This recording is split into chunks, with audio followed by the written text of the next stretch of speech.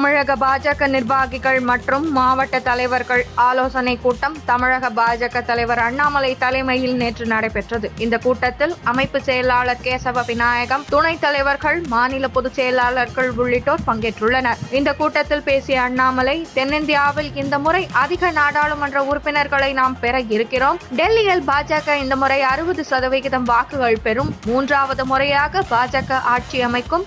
அது காலத்தின் கட்டாயம். டெல்லி, குஜராத் போன்ற இடங்களில் அனைத்து தொகுதிகளிலும் பாஜக வெல்லும்.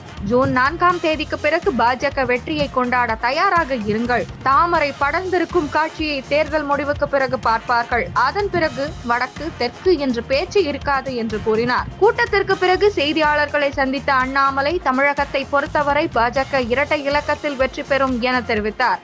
ஜெயலலிதா இந்துத்துவாவை ஆதரித்தார் என்று அவர் பேசியது குறித்த கேள்வி உள்ளிட்ட பல கேள்விகளுக்கு விரிவாக ஆதாரங்களை அடுக்கடுக்காக அடுக்கி அவர் அளித்த பதில்கள் தனி காணொளியாக அவசிய செய்திகள் சேனலில் பதிவேற்றம் செய்யப்பட்டுள்ளது.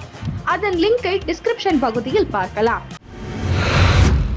விவசாயிகளுக்கு நிவாரணம் தர வேண்டி முதலமைச்சர் ஸ்டாலினுக்கு சபாநாயகர் அப்பாவு கடிதம் எழுதியுள்ளார். அதில் திருநெல்வேலி மாவட்டத்தில் சில பகுதிகளில் நீண்டகால பயிர்கள் விளைந்து அறுவடைக்கு தயாராக இருந்த நேரத்தில் தொடர் மழையின் காரணமாக நெல்மணிகள் தண்ணீரில் மூழ்கி முழுவதுமாக முளைத்துவிட்டது. இதனால் நெற்பயிர்களும் வைக்கோலும் கூட பயன்படுத்த முடியாத நிலை ஏற்பட்டுள்ளது. திருநெல்வேலி மாவட்ட நிர்வாகம் மாவட்டம் முழுவதும் ஏற்பட்டுள்ள நெல்மணிகளின் சேதத்தை ஆய்வு செய்து இதனை பேரிடராக கருதி அரசு உரிய அறிக்கை பெற்று பாதிக்கப்பட்டுள்ள விவசாயிகள் அனைவருக்கும் உடனடியாக முழுமையான நிவாரணம் கிடைத்திட வேண்டும் என்று கோரிக்கை விடுத்துள்ளார்.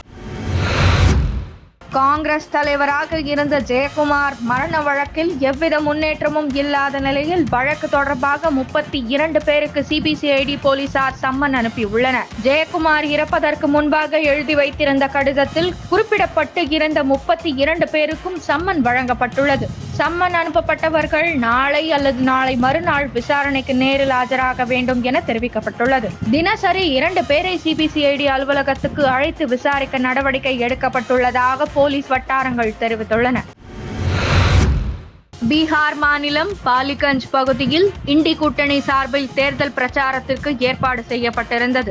இதில் காங்கிரஸ் எம்பி ராகுல் மற்றும் மற்ற இண்டி கூட்டணி கட்சிகளை சேர்ந்த முக்கிய தலைவர்களும் பங்கேற்றனர். ராகுல் மேடையில் ஏறி தொண்டர்களிடம் கையை அசைத்தவாறு நடந்து சென்றபோது திடீரென மேடையின் ஒரு பகுதி சரிந்தது. ஆட்டம் கண்ட மேடையில் இருந்த ராகுல் உள்ளிட்ட கட்சி தலைவர்கள் தடுமாறினர். உடனே சுதாரித்துக் கொண்ட பாதுகாவலர்கள் ராகுலை தாங்கி பிடித்தனர்.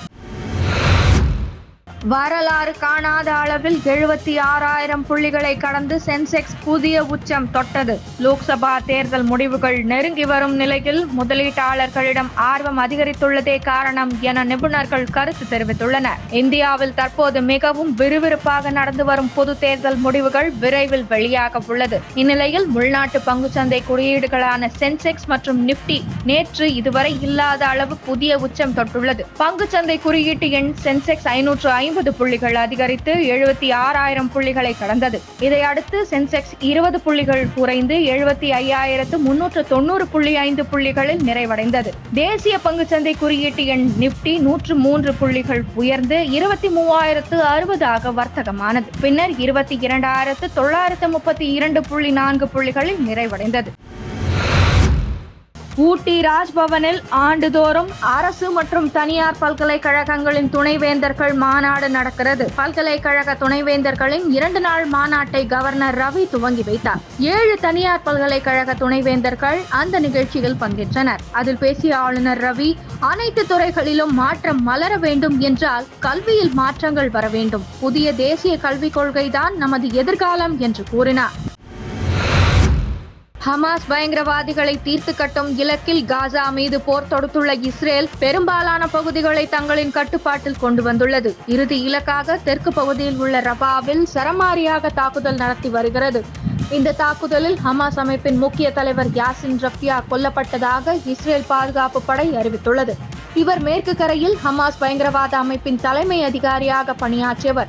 உளவுத்துறை அளித்த தகவலின் அடிப்படையில் வடமேற்கு ரஃபாவில் உள்ள சுல்தான் என்ற பகுதியில் இந்த தாக்குதல் நடத்தப்பட்டது. மேற்கு கரையில் ஹமாஸின் செயல்பாடுகளை யாசின் ரஃபியா முழுமையாக நிர்வகித்தார். இலக்குகளுக்கு நிதியை மாற்றியதுடன் மேற்கு கரை முழுவதும் தாக்குதல் நடத்த திட்டமிட்டார் என இஸ்ரேல் பாதுகாப்பு படை அறிக்கை வெளியிட்டுள்ளது. 2001 மற்றும் 2002 ஆகிய ஆண்டுகளில் ரஃபியா பல்வேறு தாக்குதல்களை நடத்தியதாகவும் இதில் இஸ்ரேலிய வீரர்கள் பலர் கொல்லப்பட்டதாகவும் அந்த அறிக்கையில் தெரிவிக்கப்பட்டுள்ளது. இஸ்ரேல் நடத்திய வான் தாக்குதலில் ஹமாஸின் மேற்கு கரை தலைமையக மூத்த அதிகாரி ஒருவரும் கொல்லப்பட்டார். அவர் மேற்கு கரையில் தாக்குதல்களுக்கு உத்தரவிட்டதாகவும் காசா பகுதியில் ஹமாஸின் நடவடிக்கைகளுக்காக நிதியை மாற்றியதாகவும் கூறப்படுகிறது.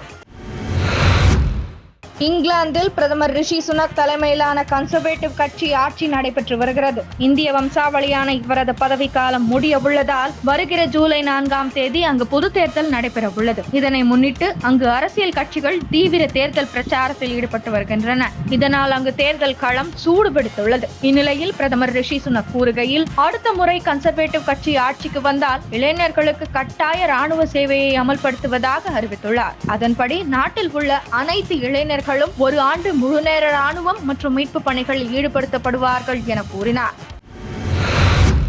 தென்மேற்கு பசிபிக் பெருங்கடலில் உள்ள தீவு நாடான பப்புவா நியூகினியாவில் உள்ள காக்கலம் மலை கிராமத்தில் மே 24ஆம் தேதி நிலச்சரிவு ஏற்பட்டது. அதிகாலை நேரத்தில் ஏற்பட்டதால் பாறைகளும் மரங்களும் குடியிருப்புகள் மீது விழுந்தன. இதனால் தூங்கிக் கொண்டிருந்த மக்கள் அதில் சிக்கினர். 1200க்கும் மேற்பட்ட வீடுகள் சேதமாகின. கிராமத்திற்கு செல்லும் சாலையும் பாதிக்கப்பட்டதால் மீட்பு பணியில் சிக்கல் ஏற்பட்டுள்ளது. இந்நிலையில் நிலச்சரிவில் உயிரிழந்தவர்களின் எண்ணிக்கை 2000-ஐ தாண்டியதாக ஐநா கூறியுள்ளது. மத்தியில் ஆட்சி அமைக்க போவது யார் என்பது ஜூன் 4ஆம் தேதி மதியம் தெரிய வரும். இருப்பினும் முடிவுகள் தங்களுக்கு சாதகமாக அமையும் என்ற நம்பிக்கையில் பதவியேற்பு விழாவிற்கு நாள் குறித்து விட்டதாம் பாஜக.